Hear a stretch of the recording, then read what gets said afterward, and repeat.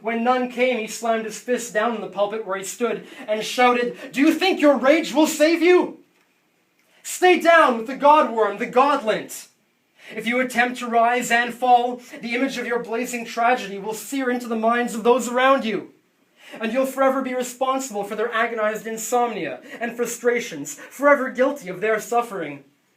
But if you vanish gradually into grey, you'll fade so slowly from their minds they'll not miss you, and their hearts will not knot into tight aches. And then you'll be a kind soul, a good soul, with your thoughts outside yourself, while you slide honorably into disintegration, thinking only of those spared from your failure, and of your good Reverend who punishes his flesh in solidarity. Fear not the beasts, for while they dream always of dismembering your bodies, they only attempt to hunt thrice per season. Does that not elevate your spirits?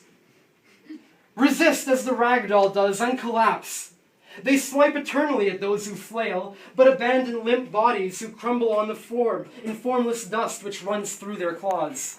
If you stay on the ground and crawl beneath the hateful fog fallen over this world, the beasts will not think of you, and you'll rest safely both in the world of blood and in the world of ether." A dry croak escaped the mouth of a small parishioner, crumbled on a pew somewhere in the crowd. Oh! Reverend Arturo silenced the disruption by raising one fist and baring his clenched teeth, through which he shot spittle while breathing heavily. He lowered his hand and relaxed his face when silence returned. "Do you see how peaceful I am with patience as my virtue?"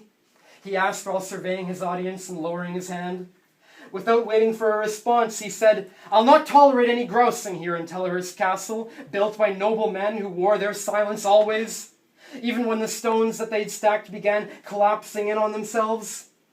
You will not have the right to speak out in protest until you accept this silence as your natural state."